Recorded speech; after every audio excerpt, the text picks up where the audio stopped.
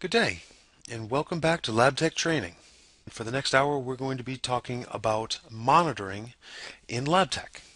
Let's pull up our control center, and let's click on the Monitors button to see the list of monitors in the system.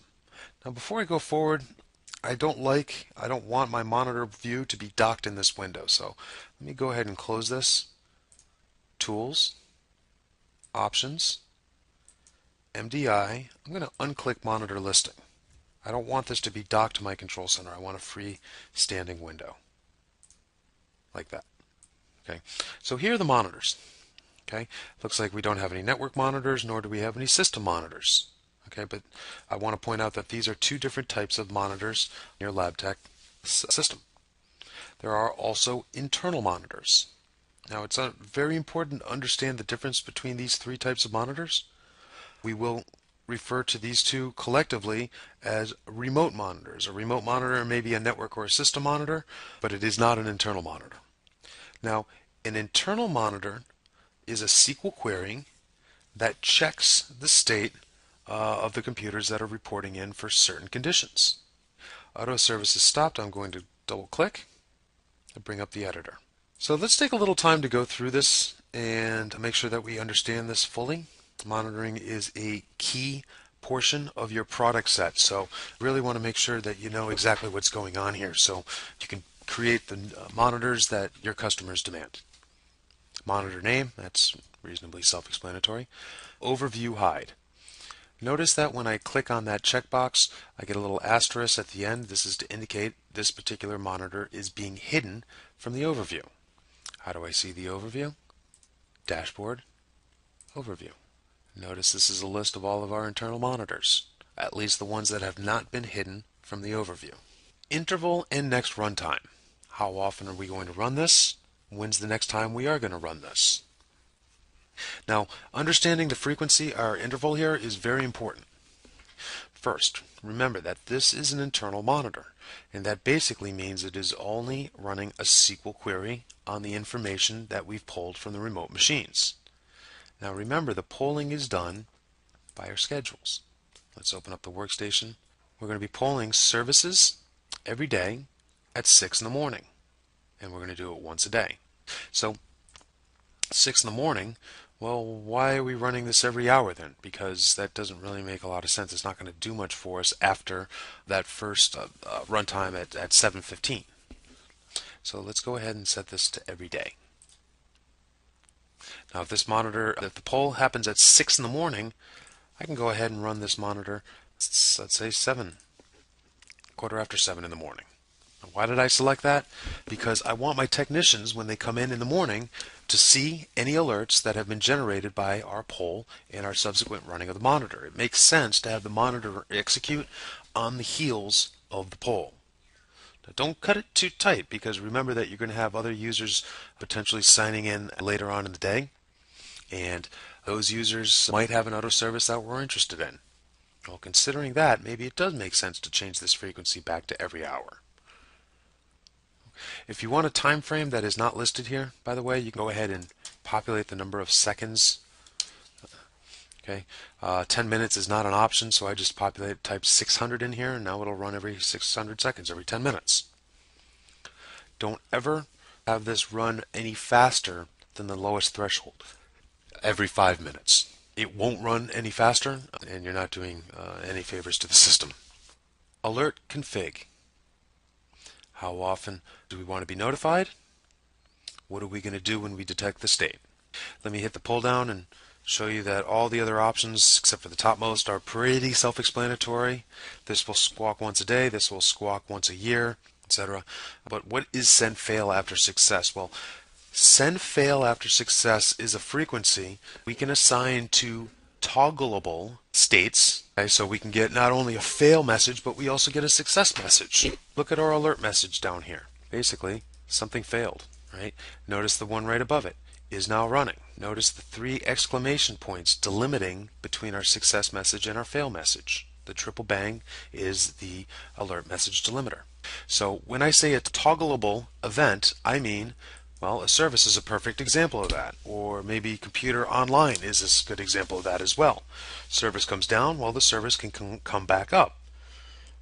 We don't want to apply send fail after success to a non-toggleable event. Something like event viewers. That doesn't make sense. If it sees event ID 1234, well, it's not going to not see the event 1234 once it's already happened. So there's no fail to send after the success or success to send after the fail, right? But for something like a service or a server down or I don't know, web service not responding, yes, send fail after success makes complete sense. Select an alert template. This is something we're going to delve into momentarily, but basically use this field to choose what alert template do you want to run when this monitor detects a failure. Edit the alerts will edit the alert template that is shown in this pull down. I click the button and the default 24/7 does appear and is ready for editing. Or I can just create a new template if I don't like the ones that are available to me here. Alert message.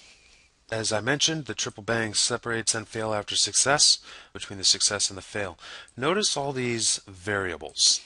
I often get asked, where do I see the list of variables? Well, it is in your documentation. You can find it, but you really don't need or even want that list. Why? Because what I recommend, press F2 when you're in a field and see if a pop-up happens. If so, there are replacements that are available for this field. Now the nice thing about using F2 is it's only going to show us those replacements that are pertinent to the field in question. Okay, so if it's listed here, it is a valid replacement to insert for this field. Script name. In addition to alert actions exposed through the alert template, we can also run a script in conjunction with monitor detecting a failure. In this case, we are auto-fixing with the monitor restart service script. This is a script we're going to talk about in a little detail in our next session on scripting. We can select a different script. We can select no script. Build and view query results. Go ahead and click it. This will show you any machine that satisfies the query that we're running, in this case looking for automatic services that are not running. Apparently there are none in my system. And will also display the actual query for you. So if you want to do some advanced SQL stuff, you can copy that entire query, paste it, make edits, etc. Okay. Check condition. All these fields comprise the actual SQL query. This is how we make the monitor in LabTech. We're going to be checking a table, in this case the services table. We're going to be looking at the state field within the services table, and we're going to check that a condition is not equal to running. An older monitor, an older version of this, wasn't set to not equals running, it was set to equals. So we were looking for explicitly stopped services. But this didn't give us 100%. Why? Because a service state isn't necessarily only running or stopped. It could be paused, it could be stopping, and you probably wouldn't surprise me if you told me there was other states the service can be in. So looking explicitly for equals stopped doesn't always do what we want it to do. There are other states a service could be in where, to the perspective of our customer, they're down. Okay, but technically the state doesn't equal stopped. Well, technically nothing. You know, we need to be responsive when a customer's environment isn't where they want it to be. So let's set this back to not equals running. Now we have a much better monitor built here. Identity fields. We use this for a couple of things. Number one of our replacements says ID field, field name. Okay, and this field name basically references whatever's listed here. We can see how this is done with the existing alert message. See how it says field name service is now running, bits service is now running, client FTP is now running, DNS client is now running. Whatever the name of the service is populates here. Why? Because of this replacement. Why does this get the service name? Because that's what we told it to have. Okay. This parameter, when calling a script, will also be passed to that script. Monitor restart service. How can we possibly call the same script when different services may have been stopped on different machines that we're calling the script for? Well, because the monitor is trapping the name of the service that has failed and is passing it to the script. Additional conditions are just that. Are we looking for service state not equals running? Well, yes, if it's set to automatic. Okay, well, notice the very first additional condition here. Service.startup equals udo. Okay, so if it doesn't equal udo and it's not running, this monitor will not pick up on it. As you can see here, we are dabbling in a little bit of SQL. If you don't have a lot of SQL experience, it might not be a bad idea to ramp that up a little bit so that you can create monitors that target your specific intended recipient set. Okay. Notice the other conditions. And service name not in. Well, that makes sense. I really am not, even if fax is an automatic service, I really don't need a monitor making sure the fax service is working, right? So that is excluded. Notice the nomenclature, comma delimited, and single quotes around each one of them. So if I wanted to add a service, I can go ahead and do that. Now, anytime we make a change to this, before you go ahead and save it, I highly recommend to build and view query results. This is because when you push this button, we're not going to run the saved query. We're going to run a query on the displayed. So I just made a change, and if I click this now, it's going to run exactly what's displayed on this screen, even though we haven't saved it. Now, I intentionally made a mistake in my query. I forgot to close out the addition here with a single quote. And that's why I wanted to show you this button, how it works, because we definitely want to trap these errors before we save this monitor. Because otherwise, A, your LabTeX server will be running a broken SQL query every 5 minutes, and that can't be good. B, we're not going to get any results back, and that's definitely not good. So as I said, I made an intentional mistake here. Let's go ahead and undo and try this again. Comma. So now I think I did this right, build and view query, and now good. We don't get an error message. Groups. What groups is this monitor assigned to? Internal monitors, like templates, are assigned to target machines by the group. So if a computer is a member of bronze, silver, or the gold service plan, as shown here, okay, this monitor will be applied to it. And if you are not a member of one of these groups, this monitor will not be applied to you. Right-click groups and select a group to add it. Double-click a group to remove it from the list. Though I do not recommend using this GUI to add monitors to groups. I'll show you how to do that when we talk about the groups and the group structure. Days to run. Again, I think this is pretty self-explanatory. If we don't want to pull auto services stopped on the weekends, simply uncheck Sunday and Saturday. Notice that we just append another additional condition, and the day of the week is not either 1 or 7. Okay. Invert check. This is going to do exactly the opposite of what we're looking for. Now we are looking for service state equals running. Okay, so when we ran our query earlier, we got no return. Okay, now that we're inverting the check, I expect to get a huge return. Build and view query, and we get nothing. Why is this? Well, remember, if you are not a member of one of these groups, this monitor does not apply to you. So let's check that group and see who's a member. It doesn't look like any members are in here. Let's go ahead and add LabTech Workshop to the gold service plan group. Let's rerun our query, and there it is. We have a list of all UDO monitors that are running. Uncheck, build and view. Again, we're back to nothing. Let's go ahead and generate a condition that can be flagged by this monitor. So here's our LabTech server, and here's our services. So I'm going to go ahead and stop this DNS client service. Notice this is an automatic service that now is not running. Okay, so this monitor should detect it, but it didn't.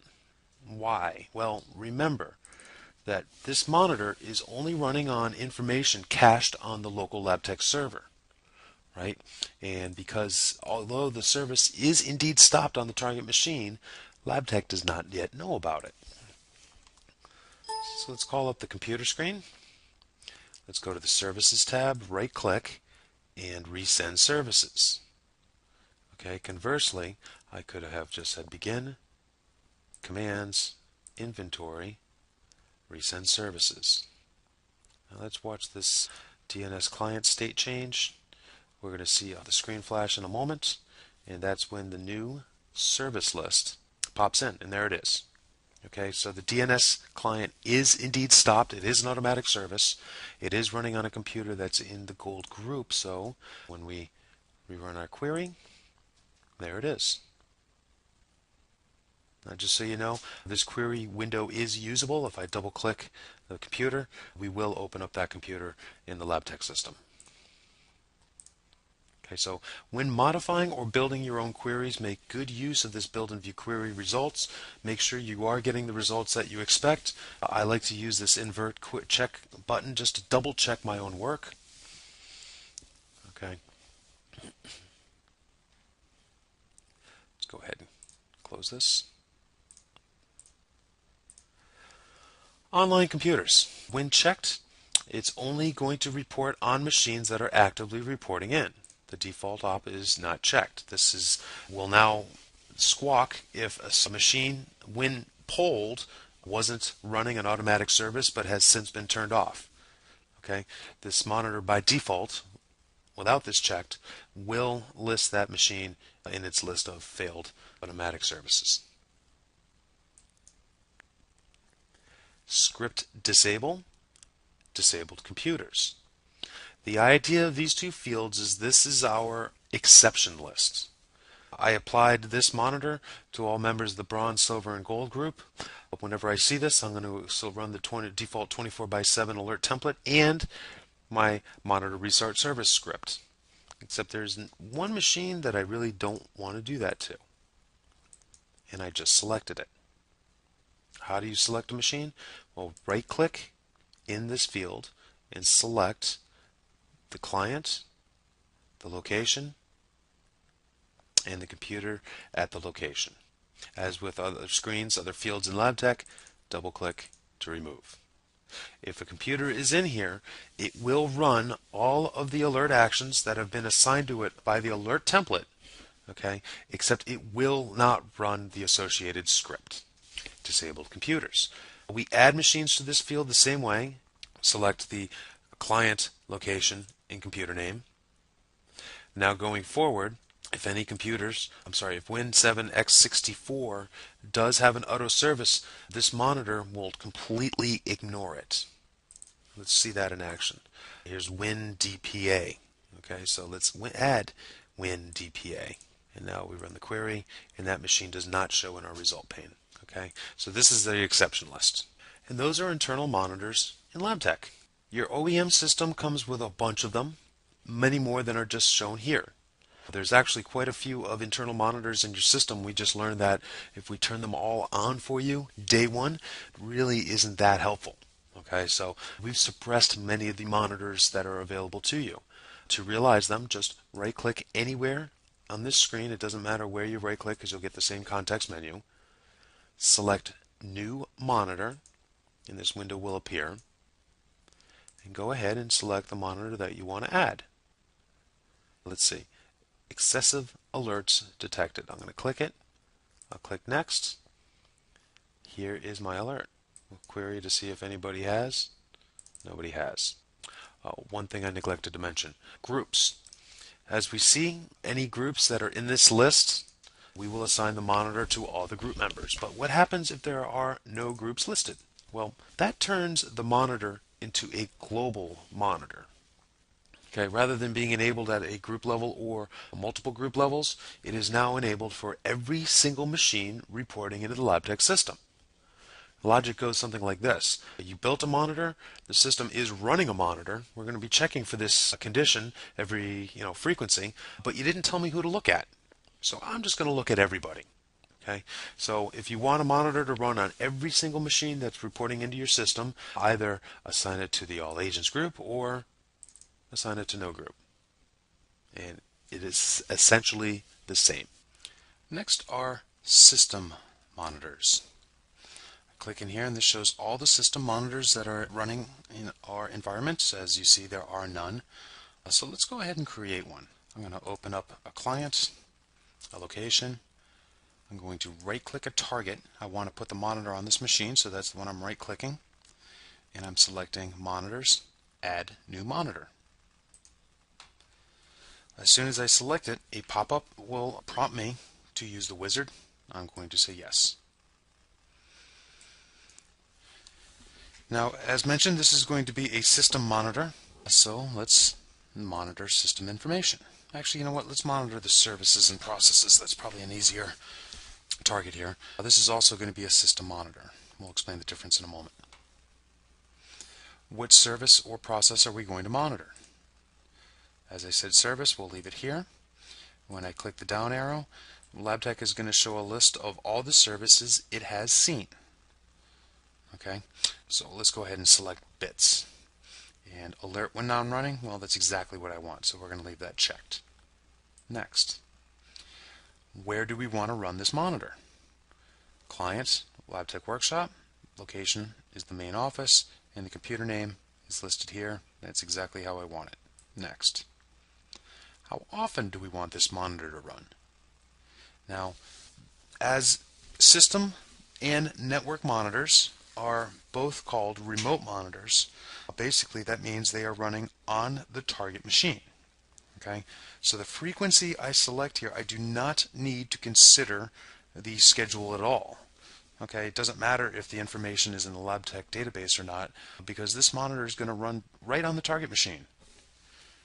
Okay, now bits is a very important service for my customer, so let's run this monitor every 5 minutes. Next, alert style. Basically, what this means is how many consecutive failures do I need to see before I actually do the alert action. Okay, once is appropriate for a service. You know, if I open up services and I see that it is running, I don't try to refresh that screen to make sure it really is running. I accept that it's running. Now that's kind of different with, let's say, an HTML page. You know, I might open my browser and go to a spot and it doesn't paint. What do? I refresh my browser and now it probably comes down. So to bring this analogy forward, if I'm looking at services, an alert style of once is more than adequate. If I'm looking at a web page, though, a second or third alert style might be much more appropriate, simply because it's not perfectly 100% yet, right? So what this is going to say is the third consecutive failure. So remember, we're running this every 5 minutes. So if this monitor failed at noon, high noon, and let's say this monitor detected at 12:01, it will run again at 12:06, 12:11, and 12:16, right? At 12:16, when it sees a failure, that would be the third consecutive failure, and thus this alert template would be called. Okay. Alert templates, as mentioned, we'll come back to these, but again, I'm going to select default 24/7. Let's put this back to once. Oh, continuous. What continuous is going to do is each and every time this monitor runs, if it sees a failed state, it will do the alert action. So if you have a supercritical service and you want to get nagged until the problem is resolved, set this to continuous. I'll leave this at once. Next. The alert message. Remember our replacements. Again, the F2 button is a valid option here. Click Next. Let's name it.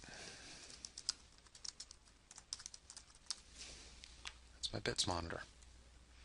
Done. Expand the target machine. Look at monitors, and there it is. If I select all monitors and reload system monitors, it doesn't appear. Why? Well, because we were a little early. We're a little quick. This monitor, as shown by the dark status here, has not yet been deployed to the target machine. As said, these monitors have to run on the remote machine. Therefore, they have to be built and sent to the target before it's going to run. Okay. So here we see the monitor is installing. We're waiting for the machine to refresh its connection. The monitor stall is now complete. This monitor is running on the target machine. If I click the monitors tab, there it is, and it's okay. If I reopen this it hasn't pulled in yet, so it's going to take another 5 minutes before this gives us any data. We should see this on our system monitor screen, and there we are. If we double tap this monitor, we can edit it. Editing is probably going to be done under configuration, although you might want to change the alerting as well. Configuration. Monitor type. As said, we're checking for the service. Is it running or not? We are going to query bits. We are going to check that it equals 1. As this says, it returns a 1 if the service is running and a 0 if the service is stopped. So this monitor is expecting to, every check, receive a 1 back. As long as that remains true, this is a happy monitor. As soon as it gets anything other than a 1, it's going to squawk. And when I say squawk, I mean it's going to do whatever actions the alert template are setting it to do. Expand monitor types. We'll talk about these for a little bit. Now, SNMP OID check and everything above is a network check. Performance counter check and everything below is a system monitor. Okay, so your network monitors are on top, your system monitors are on the bottom. In either case, they are going to be a remote monitor, by which I mean they are running on the target machine. Okay, but network monitors are going to use the network to look at something, and they may not be looking at themselves. For example, I could set a monitor to watch the Google web page. Now, I don't have to have a LabTech agent deployed to Google. I just have to have a machine with network connectivity to Google to monitor. In fact, let's go ahead and jump on that next. Let's build a network monitor. Once again, I'm going to right-click my target machine. I'm going to select Monitor and Add New Monitor. And again, I'm going to use the wizard. This time we're going to monitor the network. More specifically, we're going to use TCP. Next, hostname. What do we want to see? Well, let's go ahead and monitor Google.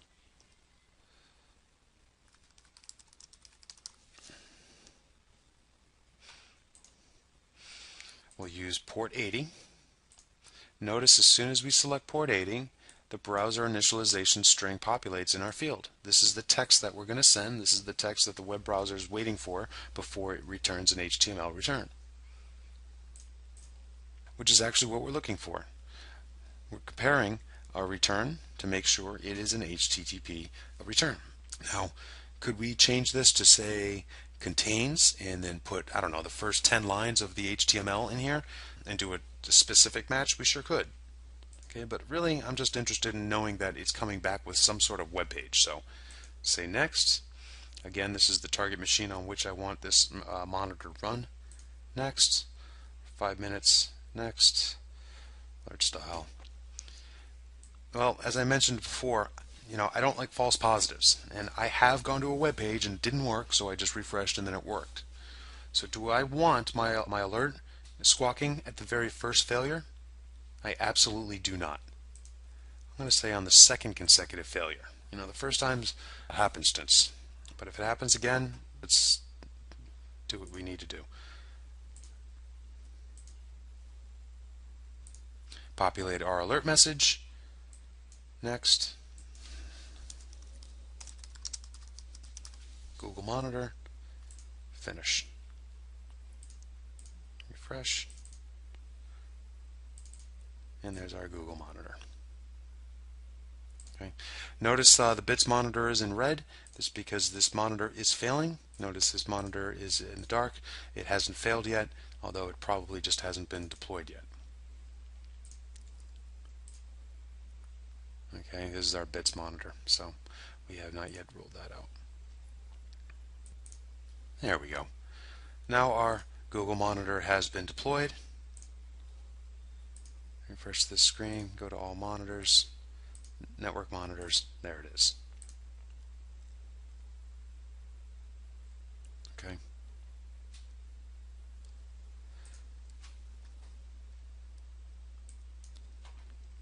What I'd like to do, I want to run this bits monitor on multiple computers.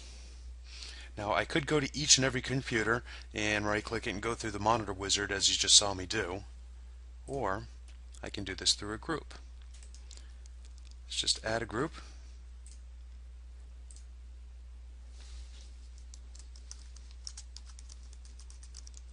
Let's call this bits monitoring. Let's grab our bits monitor and drag it to the group. I'm going to let go of the mouse right there. Okay. Now what did that do? Well, let's open up bits monitoring. Let's go to remote monitors and see that there it is.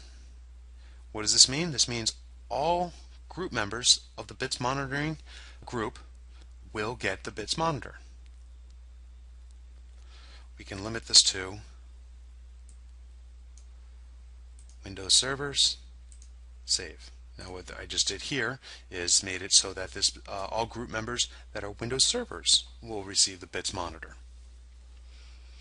Going forward, as I add my customers to the groups, I can be assured that all the servers at both of these locations will have the bits monitoring that I've assigned to this group.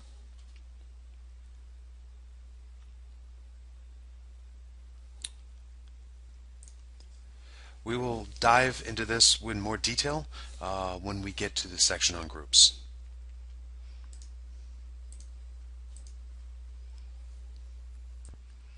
There's another way to create monitors in LabTech.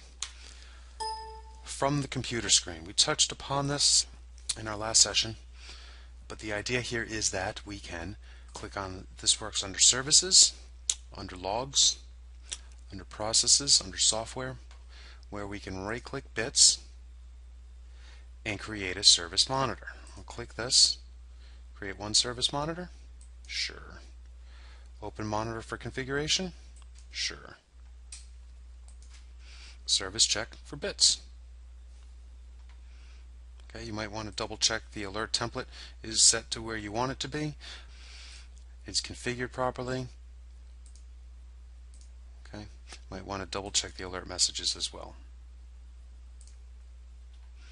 Okay, now we have 2 bits monitors running on this computer. I can go to Logs, right click, and create an event monitor. What this will do is this will flag us next time the system sees event ID 100 in the application secure logs. Okay. Conversely, we can right click and we can blacklist events. Note the different levels of blacklisting.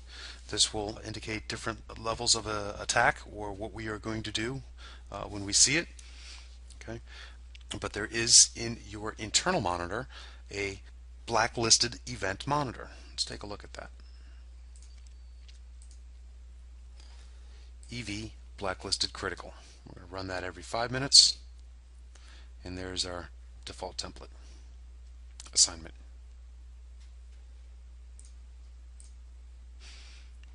Okay. Software. If we assign this to the blacklist, okay, this can be monitored again via an internal monitor. A software blacklisted install. So if somebody installs an app on a machine that we don't want to see, this monitor will pick up on that. Okay, so there's a few different ways to go ahead and create monitoring in LabTech. However you want to attack it, really doesn't matter. It's all just kind of personal preference. What matters is that we extensively test these monitors, especially when you're new to this system. I highly recommend that you get very familiar with the process here and what actually goes on. You know, go ahead and deploy that monitor and go ahead and stop the bit service. I wonder why its monitor's failing. This service isn't running. Let's go ahead and start it. Okay, now, you know, go to the local machine and turn the service off and sit back and wait. How long does it take your phone to ring? What is the alert message that comes through? Are these within your expectations? If so, perfect, move on to the next monitor. And if it is not, well then obviously there's still more work to be done.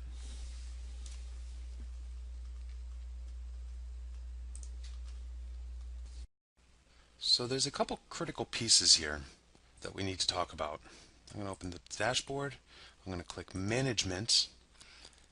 Alert templates is one of the things I keep talking about, but we haven't really discussed them yet. This is how we see our master list of alert templates. I kept clicking the default 24/7. This is the action alerts that it's going to do when the monitor fails. Okay, raise alert. What is an alert? It's a flashing light that will be visible on the computer screen. Let me show you where that's going to be seen here. Bring up any computer screen. And there's an alert. My Google monitor threw an alert, looks like. Okay, so this is where alerts are. We can also see those in the data views, of course. We can also see those in the alerts. Okay, but again, an alert is basically a flashing light indicating you that something's going on, and we're going to be running a script. Okay, if I want to add an item, let's say we want to go ahead and add a ticket. I'm going to right click and say new alert, or conversely, just click on new alert. Here are all the alert actions. I'm going to reference you to your documentation to learn what each and every one of these does. We don't have time to go through every one of them, but right now I just want to create a ticket. So I'm going to highlight ticket, select the days of the week to use these template settings. I want every day. Okay. The idea here is that if maybe we want an alert 9 to 5 Monday through Friday to go to my in-house technicians and all the other times to go outside to another source, you can do that with the system. Okay. Alert message on success. Now this will not replace the alert message that is part of the monitor. This will actually just append to it. Okay, so if you don't populate anything in here, that's not a problem because we have the alert message that's assigned to the monitor itself. Alert contact. Who's going to get this ticket? Well, we could assign it to a contact, but it probably would make much more sense to assign this to a user or a technician that's in the system. Who are our users and technicians? Well, simply expand. I can't do that until I get rid of that last screen. I'm going to go ahead and save this. Who is a user? Expand admin, users, there are our users. Okay, so if I go back, ticket, I'm going to double click this to edit it. Notice we have the same two selections here. And let's, yes, go ahead and assign the ticket to the admin. Trump other templates that may conflict with these settings. If this is selected, even if this monitor is assigned to do more than one action, only this action will take place. Now we can assign a trump to more than one alert item. Okay. Save. And now going forward, any monitor that has the default 24/7 alert template assigned to it will raise an alert, will run a script, and will issue a ticket to the admin. Okay. Let's go ahead and set one up so that it is split, as I mentioned. So during normal business hours, my team gets it, and off hours, somebody else gets it. So the first thing I'm going to do is create my off-campus contact. Right-click and select Add a New Contact.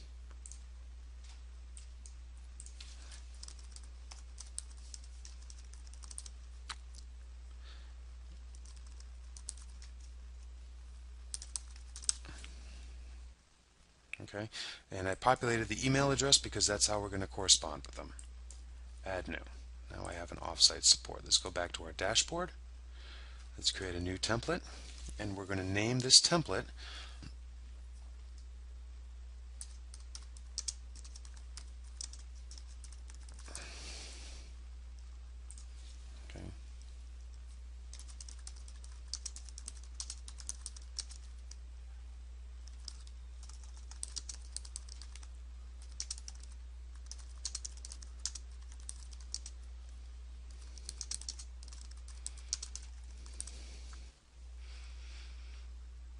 Let's go ahead and save and close that. Okay, so here is the one we just created, and now I can create an alert. So Monday through Friday from 9 until 5 p.m. let's contact the normal alerts monitor. And we'll do this with a, we don't need a ticket. Let's go ahead and raise an alert, and we'll send an email. Save. Okay, so we have these times covered, 9 to 5, Monday through Friday. Let's add a new alert. Saturday and Sunday, all day long, we want to send to the offsite support with the same alert and email. Okay, so now we just have to fill in the times before 9 o'clock Monday through Friday and after 5 o'clock Monday through Friday. Okay, it is not a good idea to try this, to say 5 p.m. to 9 a.m. This will not work, so don't try it that way. Okay, so let's say 12 a.m. until 9 a.m. We will send this to the offsite support, again raising an alert and sending an email. Save. Okay. And then we just have to build the other half of that. Raise an alert, send an email to the offsite support technician Monday through Friday, starting at 5 p.m. and going to the end of the day. And there it is. Our next topic is on maintenance windows. Note the tab just to the left of the alert templates will bring us to our maintenance window. A maintenance window in LabTech is a period of time for which we will not perform an alert action based on a failed monitor. Now the idea here is that your offline monitors and whatnot will not alarm during a certain period of time for which your customer or you may be doing scheduled maintenance on that machine. Let's add a maintenance window here. First, I'd like to check my templates. And the reason I'm doing that is because my templates assign a hotfix reboot window. Double tap a template, open up schedules. The reboot window is every day at 2 in the morning for 3 hours. Okay, so let's set up a maintenance window that's going to work with that time. Let's create a new window.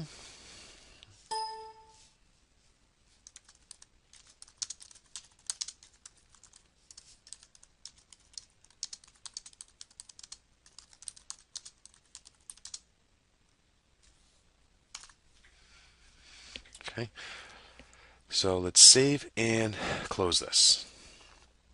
Now, again, just like with the alert templates, I'm going to select the window for which I want to add some time and add a new frame.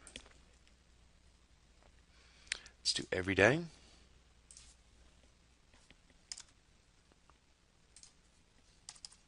At 2 in the morning. Now 60 minutes is the longest period of time for which we can set up a maintenance window. If we need a longer time than that, just create a new frame and extend for the next one. For example, if I needed 2 hours, I would add this. I would set up another frame for 3 o'clock and again have 60 minutes. But I'm comfortable with 2 o'clock for an hour. Save. Let's apply this to some computers. Minimize the window.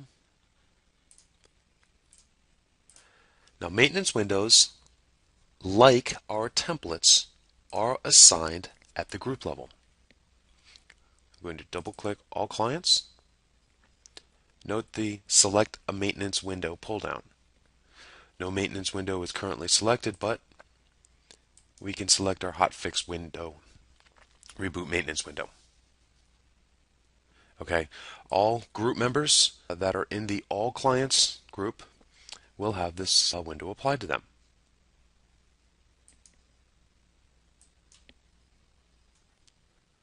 Okay, so we've talked about all the pieces that you'll need to know about in order to effectively use LabTech monitoring.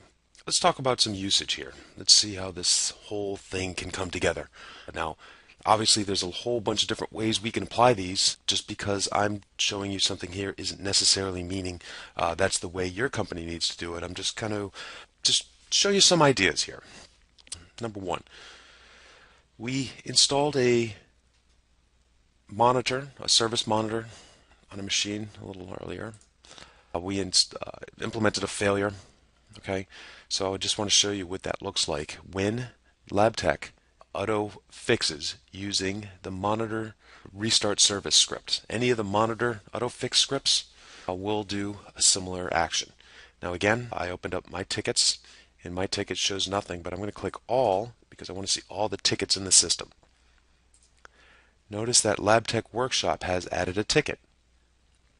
I'm going to double click the ticket to show you how this worked.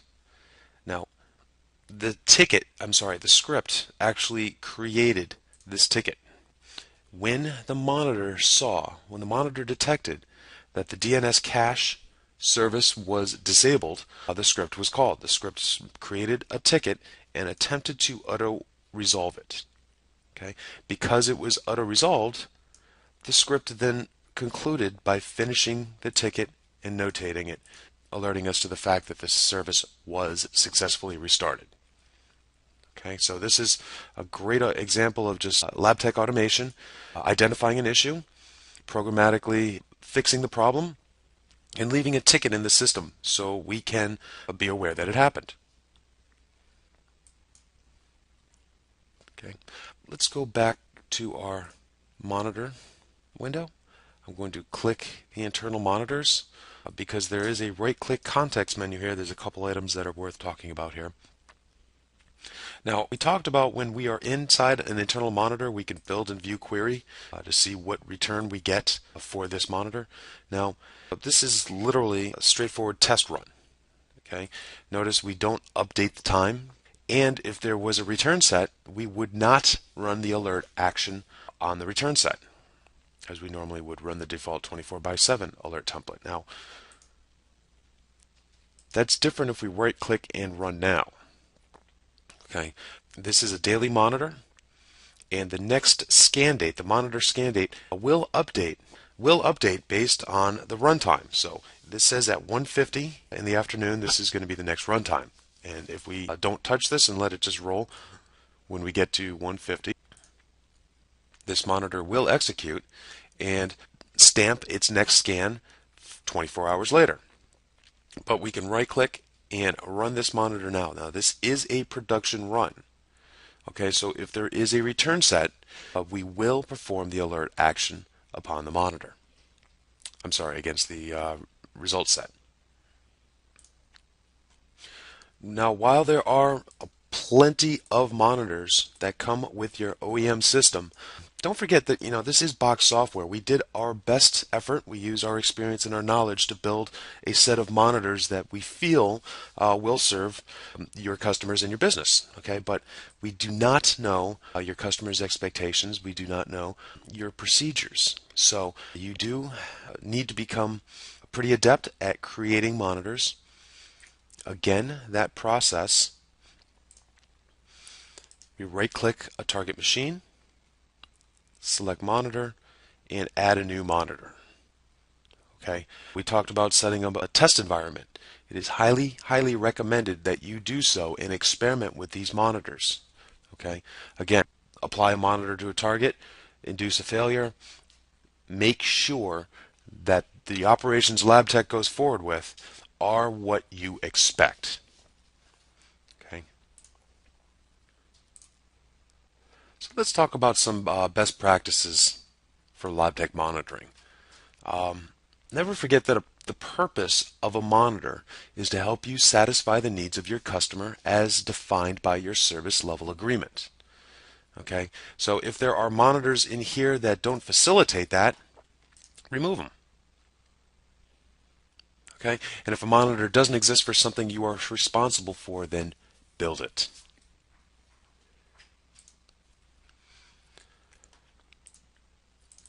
Next, the alert message. Be very familiar with each and every alert message that may come up. I hear questions very often, hey Rob, I got an alert message. What does it mean? It means you have a bad alert message. If you don't know what this is trying to tell you, then you need to fix it. The goal of an alert message, a well-built alert message, you will have no doubt as to what the problem is, where the problem exists, And at that point, from this alert message, you should have a very good idea of what your next steps are. Make sure that your monitors scale.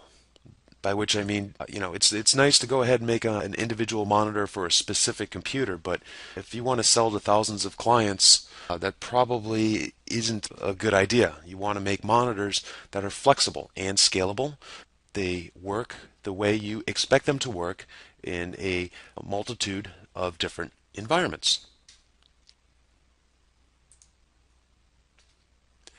And monitors that create an alert that are ignored sets a bad precedent. I think false positives are probably going to be the biggest enemy here, because if a whole bunch of noise comes into the system, you and your technicians are going to, well, you're not going to be as attentive to the alert messages that come in. That's dangerous, okay? If you find that you are getting alerts for things that are not problematic, review your monitor and adjust as necessary. Now, obviously, we don't want to get false negatives either. Those are probably even more dangerous. Okay, so there is a little bit of a fine line to walk here. Don't expect day one with this system that you're going to master monitors and they're all going to be perfect. Okay, it is going to take, again, a little bit of trial and error, a little experimentation, but I'm confident that you can build these in a manner that best suits your needs. Finally, when building your monitor set, it's probably a good idea to review your existing ticket board. See why customers call in. Go through the tickets, and for each one determine, is there a monitor in LabTech I could build that would plausibly remediate this situation, or at least provide a level of service to the customer that we've offered them with our managed services offering. Okay. Now, there is much more to monitoring than what we've touched upon. We did a kind of a high level. I wanted to make sure you understand the components and the flow and the logic within the system. Again, take some time to build your development environment.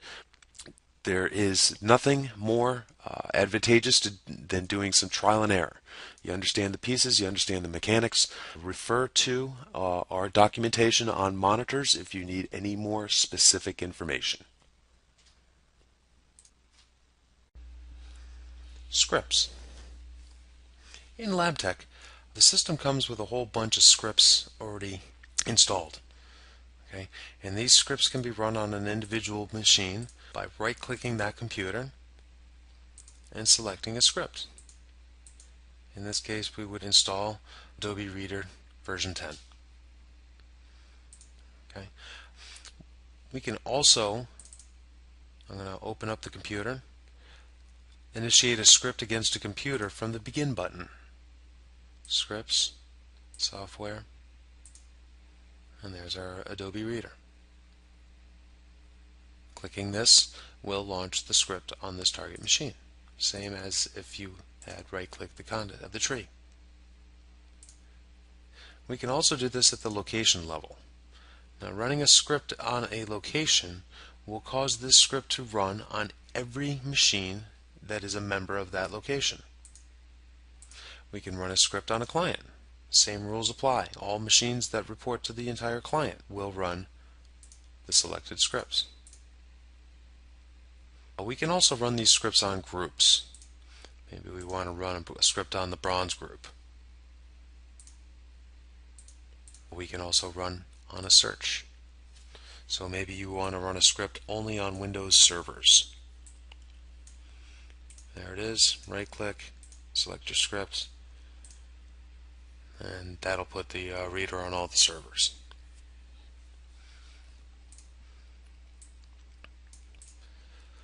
Let's go ahead and actually run a script. I want to show you the dialog box here in Scripts, Anti-Spyware. Let's go ahead and run a SpyBot scan. But you know what? Before we do, I'm going to show you a trick. Right click Clients and select the scripts data view. We want to see all the running scripts. Okay, so there's our data view. I'll right click the target, scripts. What do we say? Anti-spyware, SpyBot scan. Now that I've selected the script to run, this dialog box appears. We're prompted for a start date and time. Okay, we can use the calendar picker and choose a different date, or set it whenever in the future as far as the hours right here. We can run at this computer's location or client. We'll leave it on computer. We can select groups. If I right click within this field, all my lab tech groups will come up. Maybe I want to run on all the service plans. Well, that will do it. Double click to remove. Let's keep it at this computer. Go ahead and click the create button. Bring back running scripts and hit refresh. And you can see when the script starts running, hit refresh a couple more times, and when it's done running, it'll disappear from this view. Let's open up the target. Scripts. See the scripts tab here? This is going to show us what's going on at this machine. This is a history of all the scripts that have run.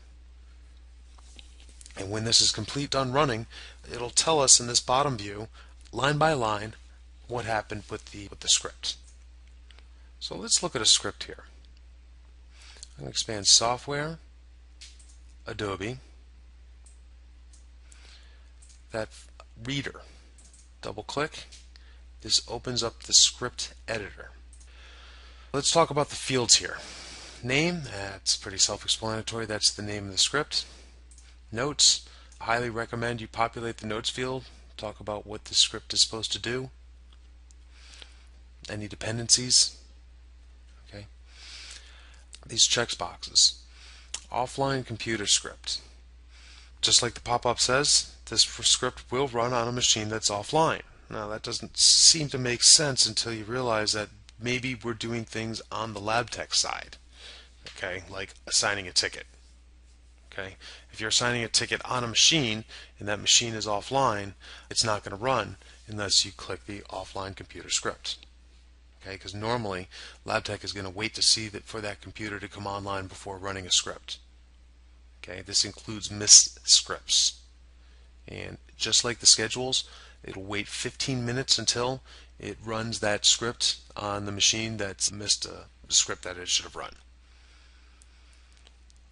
A maintenance script. The script will run during the maintenance window. Function script will not appear in the menus, but will be available in script functions. In LabTech, a script can call another script. And maybe this is a very specialty script. It is dedicated to running in conjunction maybe with another script, but you don't want to clutter up your menu. Go ahead and select function script. Isolated scripts. In LabTech, multiple scripts can run concurrently. Okay, if we have 5 scripts assigned to the same machine at the same time, they can all run it at the same time. Select this if you don't want this script to run in conjunction with another script. Public script. Click this checkbox to make your script available to the marketplace. Let's talk about these scripts. We have, oops, I forgot computer script. Computer script is the script that you're going to be writing 99% of the time. Basically, this makes it so that it affects the remote machine. A script that is not a computer script is a client script, and that script will only run on the LabTech server. So let's talk about the script. Every script in LabTech starts out the same way with an if, then, else statement. And this statement is selectable with a pull down. This particular script is doing an if then against the software installed. What software? Well, some sort of Adobe Reader. If there's a software title on the target machine that starts with Adobe Reader X, then we do absolutely nothing. If we don't have Adobe Reader detected, we're going to run the else portion. Now this obviously changes depending on what you choose. If I say file check, if, I don't know,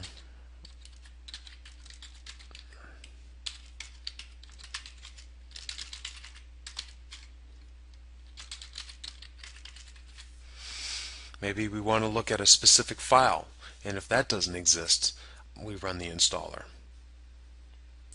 I like to recommend checking the registry. It seems a good way to not only detect if the software is installed, but the version as well.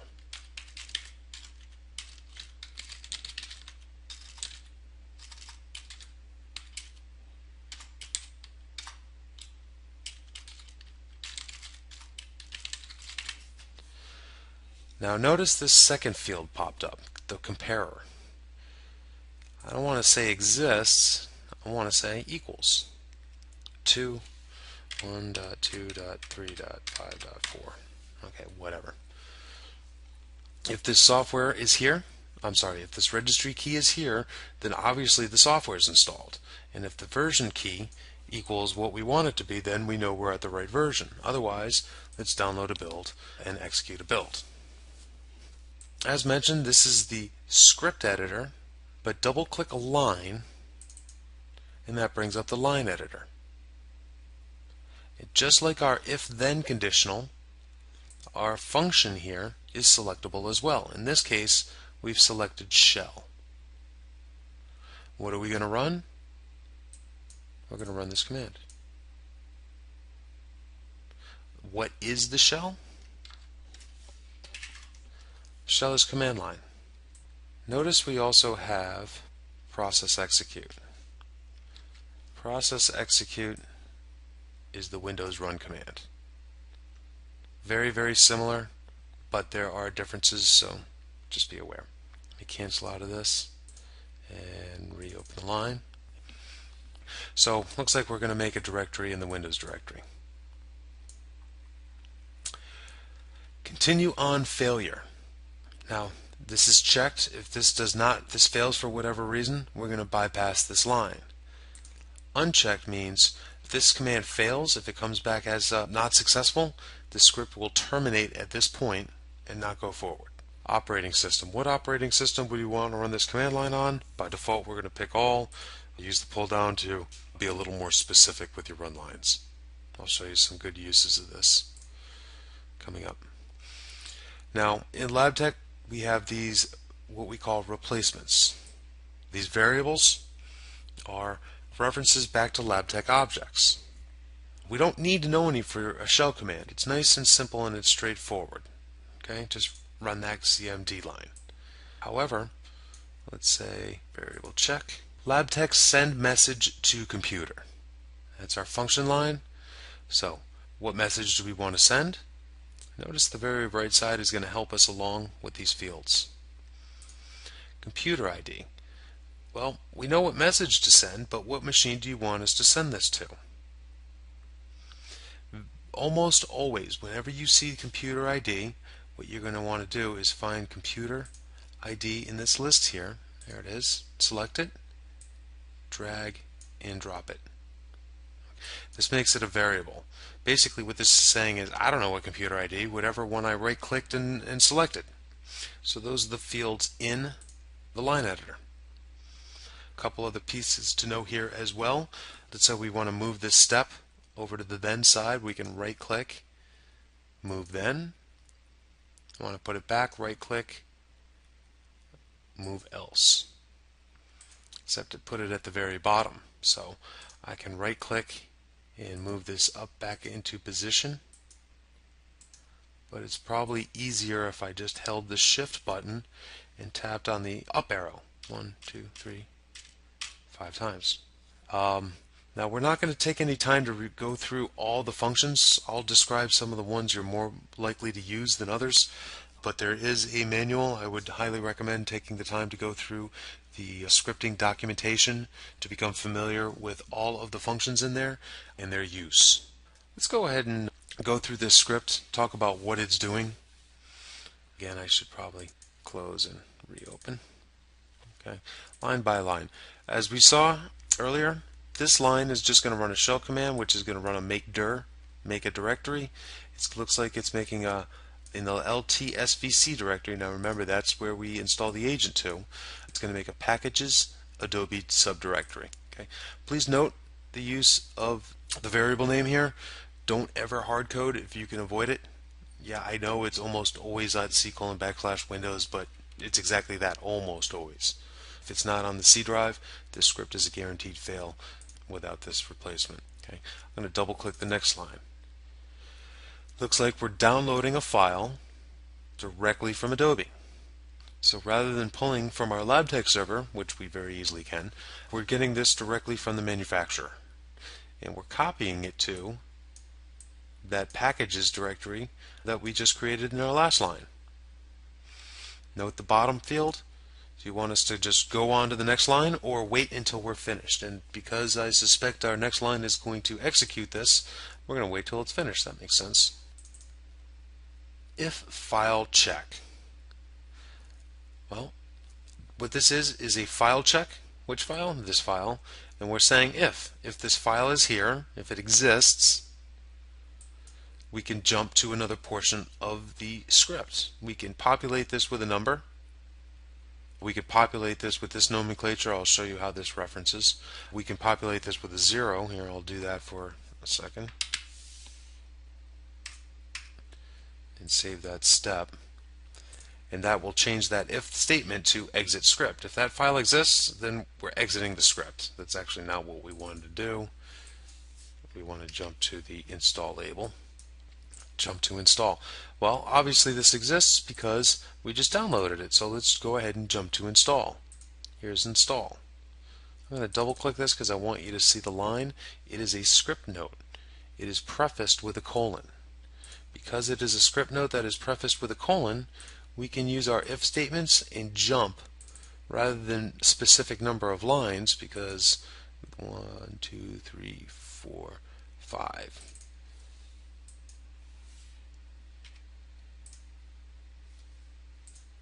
Okay, see how that works? We could have very easily done that as well. But this is a little more flexible, this method. If you add lines, you don't have to worry about this line auto incrementing for you. It'll just always pop over to the install portion. So again, let's go ahead and put this back. Okay, so we jump to the install and we're going to execute. Looks like they chose to run with process execute, but we're going to run that exact build file we just downloaded from Adobe. We have some command line parameters here, and again we're going to wait for that process. Why are we doing that? Well, because the very next line is resend software. We're going to repoll the target machine. Now, of course, we didn't have to do that. This line does not have to be here, and we could tell this to return immediately. This would be a faster running script. The downside would be if we ran this installer on a target machine, we couldn't go to the software tab and just see that software appear in there when the script was done running. Okay, we'd have to wait either for the schedule to kick or manually run an inventory. Let's check another script.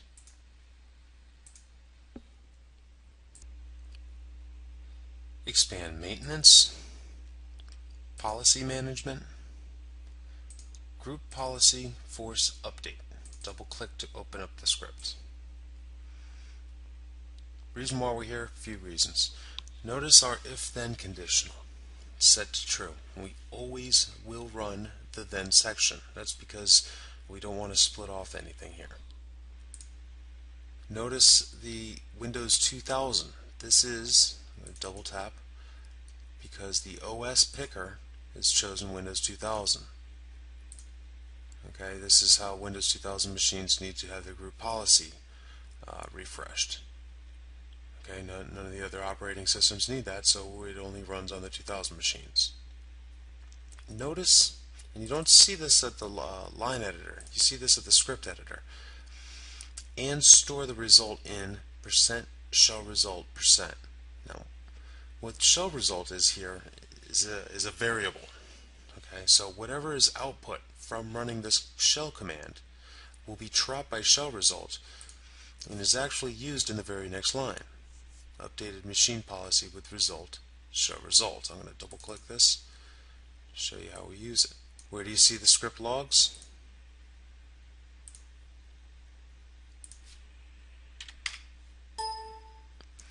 On the scripts tab.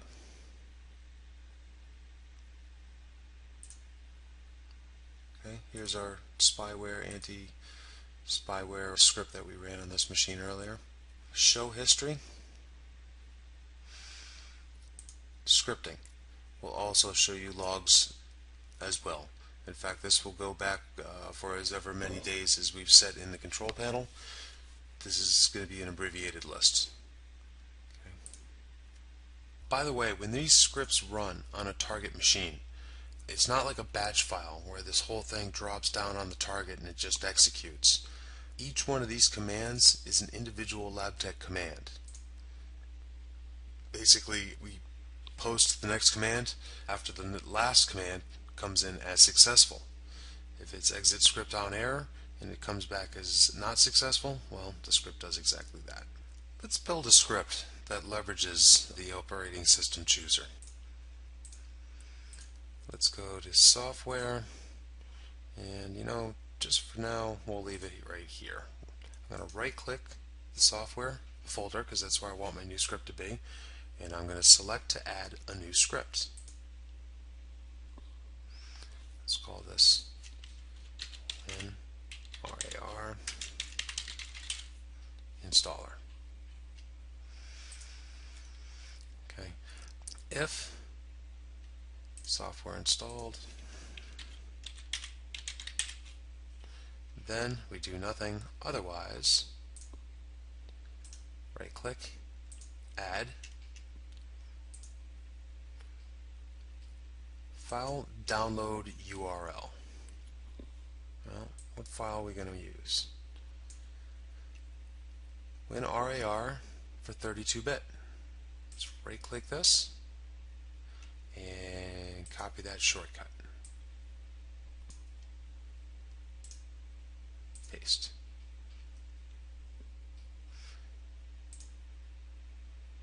.32-bit. Local file.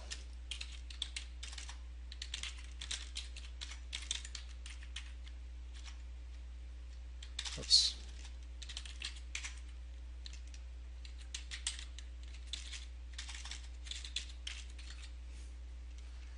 Okay. I prefer to use WinDirTemp for a few reasons. Number one, I know it's there. I know I have rights to write to it, and I like that the disk cleanup is going to remove it after 15 days of sitting there.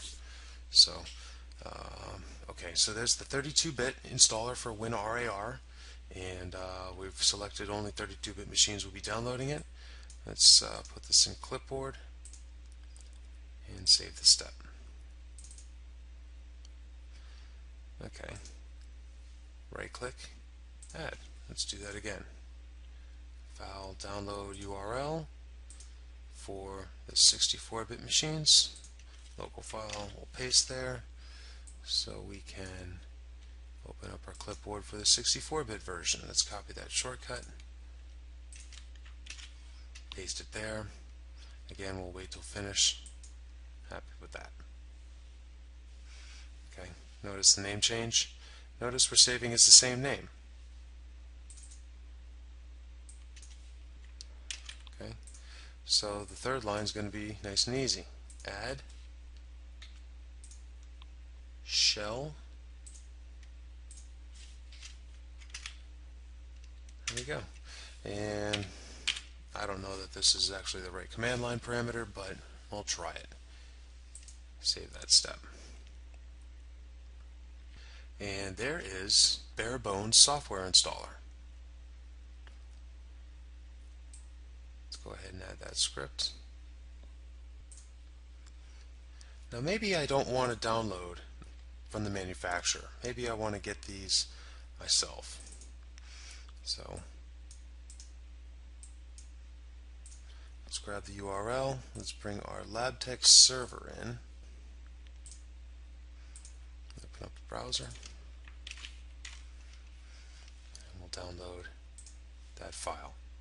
Okay, where we want to put it in is our LabTeX LT share directory in the transfers directory. All the files that are in here are exposed to the scripting, and we can set up a function to download directly from our LabTeX server. We'll go software, I'll right click, new, and RAR. Let's save it there. Let's grab the shortcut for the 64-bit version. Do the same with that in the same place. So now this is on our L drive. It's on the transfer directory. I'm going to double tap this line. Let's grab this local file. Let's change the file download URL to file download. Okay. We want the same destination path. I'm going to use the pull down, and I'm going to select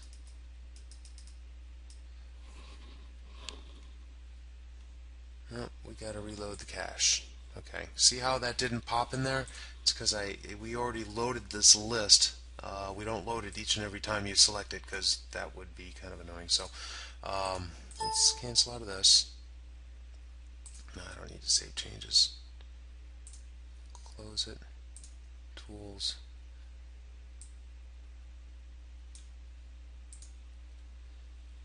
Okay, so double click. Let's try this again. File, download. Select software. There it is. So the 32-bit will download this directly from the LabTech server. And we can do the same to this line. Let's try running this on our test machine and see what we get.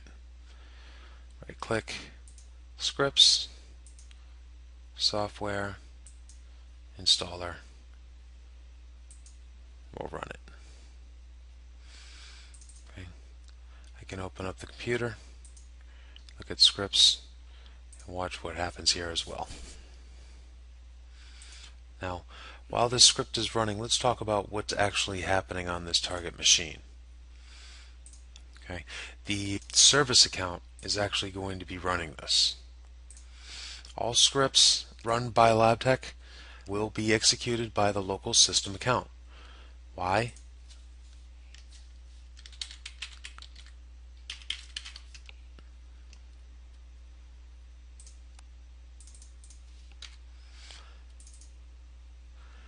That's why. So obviously we can change it. I wouldn't recommend it. Leave it here. Just be aware if you want to run right to the HKey current user. Remember, we're running in the context of the local system account, the LSA. Okay, so if you needed to do that, right to the HKey current machine, right click here, add, use the console execute after downloading a reg file. Okay, and that way that HKey current user will impact the currently signed on user. That's what console execute does.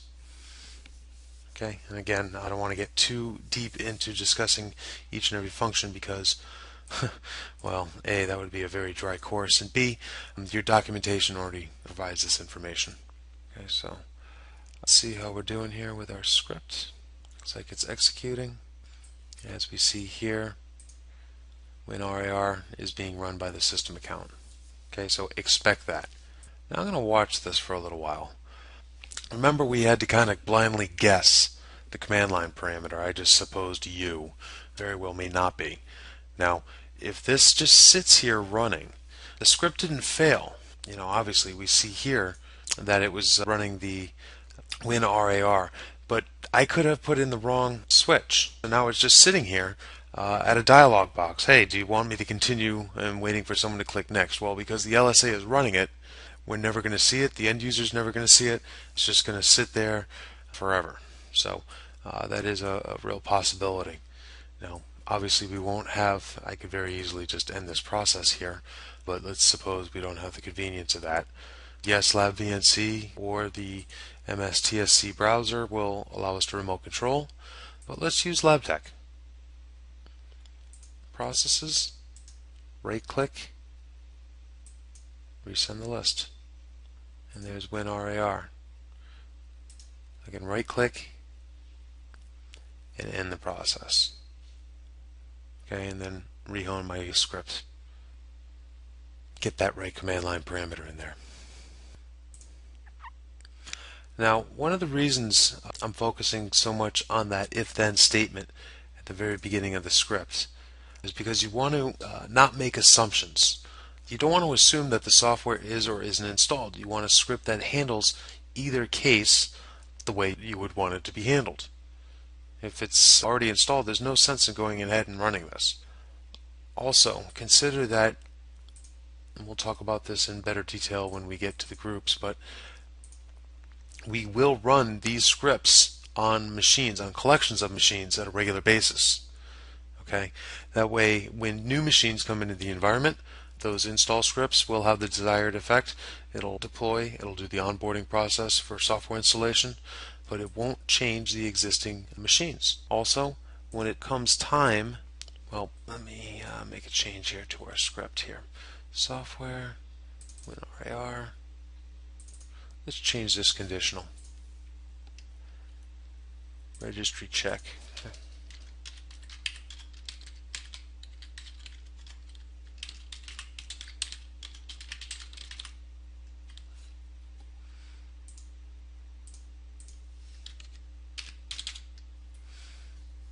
Okay. Again, I don't know that this is the registry key, but I'm just kind of ad-libbing. When it comes time to update the version, okay, let's say version 5 comes out, what we need to do at this point, go to our L drive, to our build, okay, update these files. That's step 1. Step 2, we'll have to update the local file that's downloaded. Okay, they'll appear here, WinRAR 500, for example. We probably should update the name what it's saved to, but you don't have to. I mean, you could call it ABC123 if you want. And increment the number.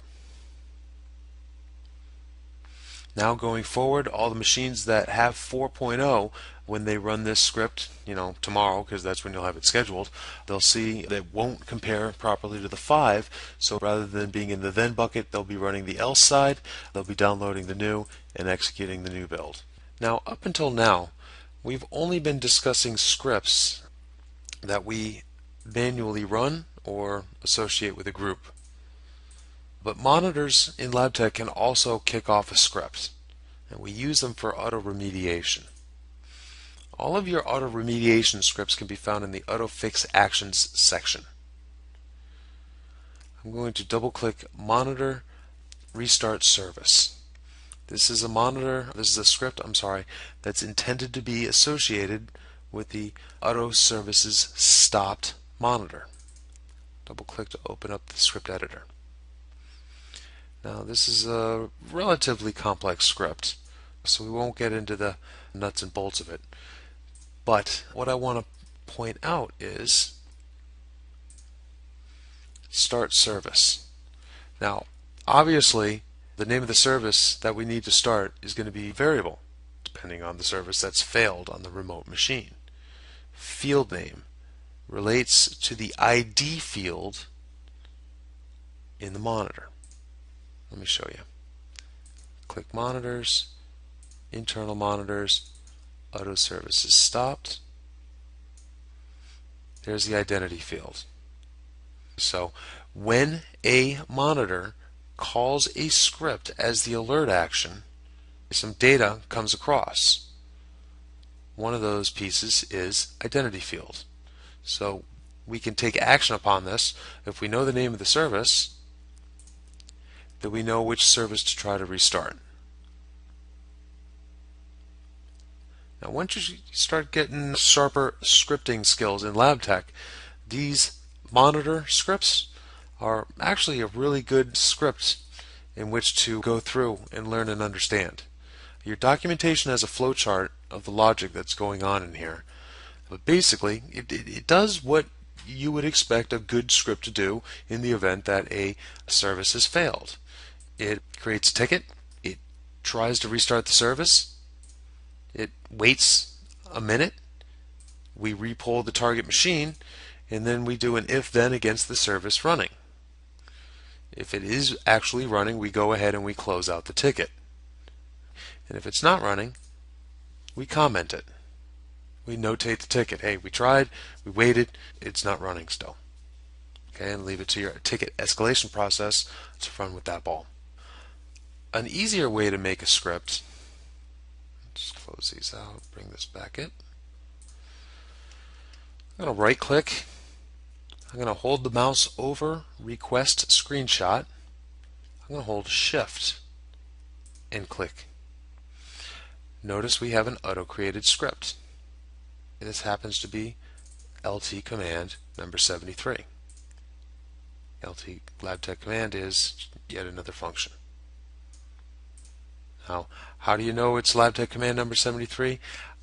I don't know any other way than to run an auto-created script. You can do this on a great majority of the actions that you can take in the system. Let's call this one get screenshot. Save, close it, and that will be under the actions. Any auto-created script will line up under actions.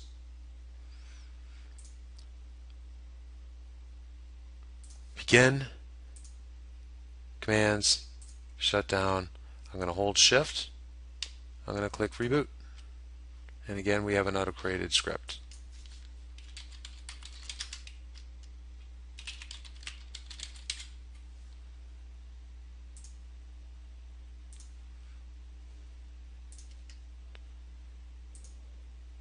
There it is. So holding shift when running a LabTech command will set it up for auto-creating a script. So now we have a little time left. Let's talk about some of the functions that are available. I know I mentioned that the documentation will provide a comprehensive list of all the functions, but I'd like to take a little time here to show you which ones I have found to be the most useful. Just discuss how they can impact our automation here. Console execute, again, really neat one because it kind of breaks the pattern of running as the local system account or as a domain admin. Basically, we're going to run the command as the currently signed on user. Notice the header here, user must be logged on, which kind of makes sense, and use the if logged on if then statement to ensure that somebody signed on before we try to run this function. Now, make sure that you understand the user will see any desktop painting that this application, when run, is going to do. It'll be fully interactive for the user. So if you have an installer that they need to populate a field or click next to, go ahead and run it as the console execute. Extra data get and set values. As mentioned earlier, extra data values in LabTech can be written to by scripts and read by scripts. And this is exactly how to do it. Extra data get the value or set the value. Let's look at get value for a moment. Notice how we have an extra data field, database server, -1. Well, the 1 means this is an extra data field that is reserved for the computer. Let's look at that.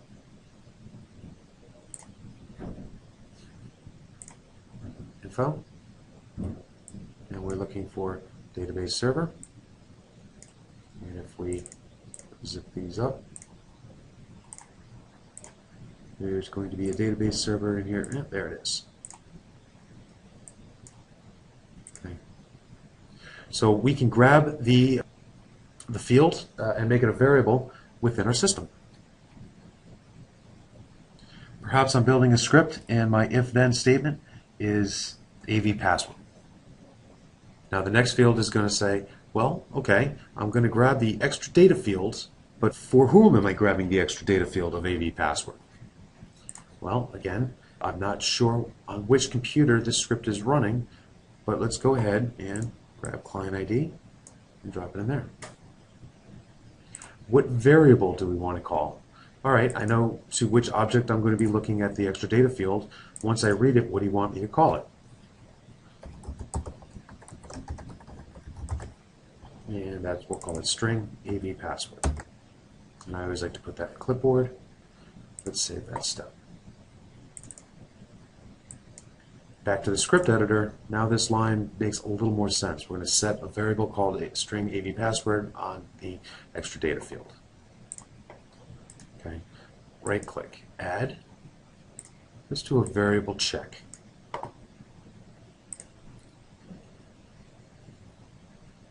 Variable check. Now, this is the variable name, right, that we just created. However, we need to put these little @ signs around it. That indicates that that is a user variable as opposed to a system variable. Okay, this is a user-generated variable. Let's say if this exists, let's skip 0 steps. Saves. So we're going to look at the extra data field, If the password is there, we're going to exit the script. Okay, let's get rid of this because it's not helping. Now, what else can we do with this? Let's move forward. Right-click, add, extra data, set value. And the one we modified was AD license key. Again, the ID is going to be the client ID.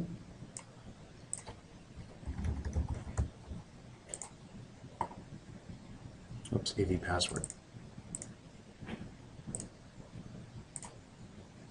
Okay, so what is this script doing? We're looking to see if there's a password set. If there is, then we're just going to exit out. And if there's not, we're going to move to the next line and write the value 12345 in there. So there's a couple concepts I wanted to share with you. The variable set, the extra data field get and set. Okay. Another really good use for that variable set and get, let's delete these lines. Perhaps we're going to do some version checking. I know we talked about using the if-then for the registry to look at the version number, but that isn't always possible. So let's look at a different way to do this. We click Add, Variable Set. And we can set a variable based on a bunch of different criteria. In this case, I want to do it to the file version. Well, what file? Well, that's where we go ahead and populate this field.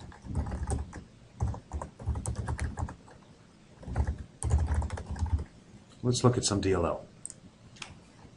Call this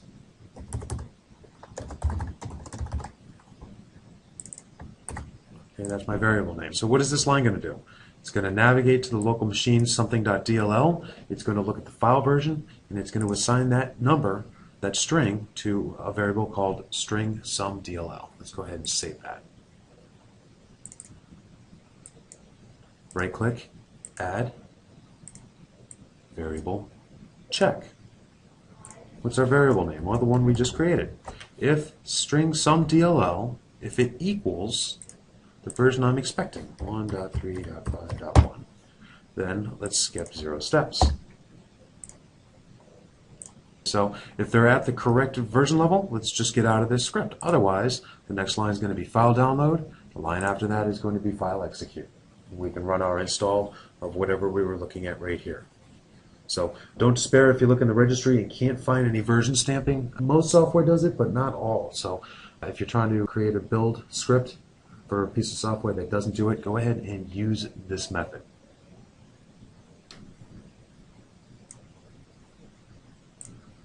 Probably the most important thing when it comes to successful scripting is being very thorough. This is going to require you to have an extensive test environment. If you're building a script to deploy software package XYZ, you got to realize that there are a lot of different targets for which you might be installing this. There's Windows 7, of course, but then there's Windows 7 64-bit, Windows XP, with a bunch of different potential service packs. It is always worth the time to go through and make sure your script works on the different versions of operating systems that are out there. Also, be sure to try a bunch of different environments as well. For example, I'm installing Adobe Reader onto a Windows 7 machine. So I install Windows 7 and I roll it out and it works. Well, yeah, of course it's going to work. It's a brand new Windows 7 machine. It's never had an end user clicking on it, so there's no factor X going on there. Okay, what might be a better test environment would be go to one of your more difficult environments, grab an image of a Windows 7 workstation, and drop that into your environment. Now test your scripts on that. Do you get as much success on that machine as you do on the clean ones? I would suspect the answer would be no, but what it will show you is where your script could possibly fail. And then you can build error handling or just circumvent the problem altogether and hammer the nail. Also, don't forget to double check on installing on machines that already have the application, but an older version.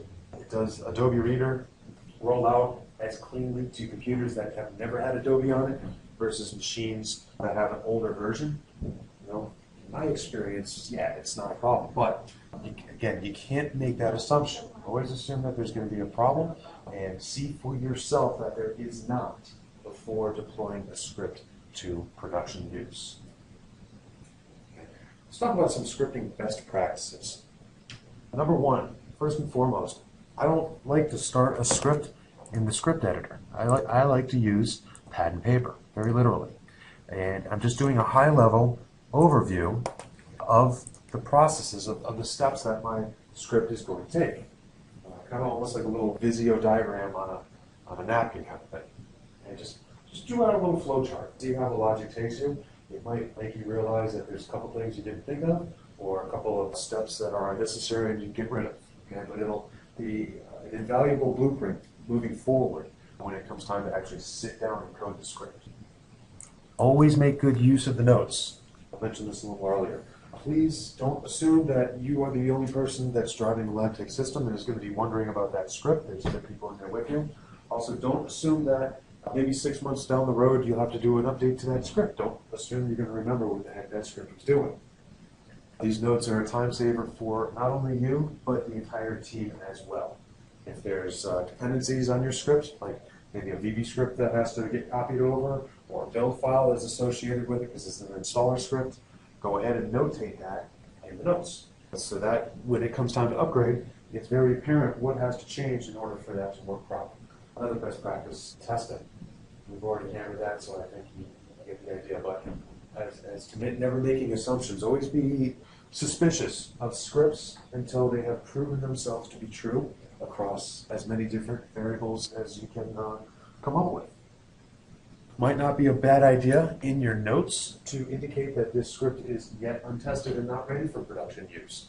Maybe all the scripts that you were building are always staged in the tests and examples until you have affirmed it is a proper script and are confident enough to roll it out into production use. And then at that point, you would move it from the test and example to the appropriate group here. Finally, be patient with yourself here.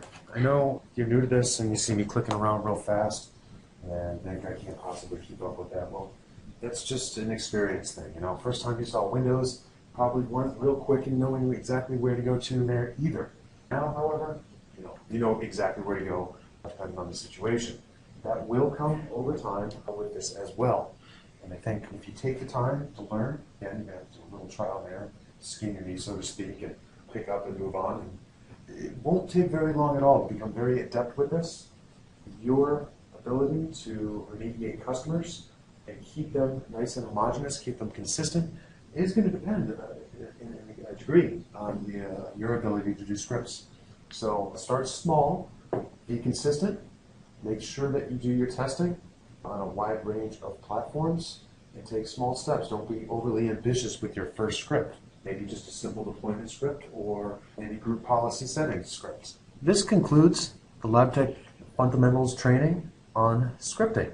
Please refer to your documentation or to the forums for more information. Thank you for your time, and thank you for choosing LabTech.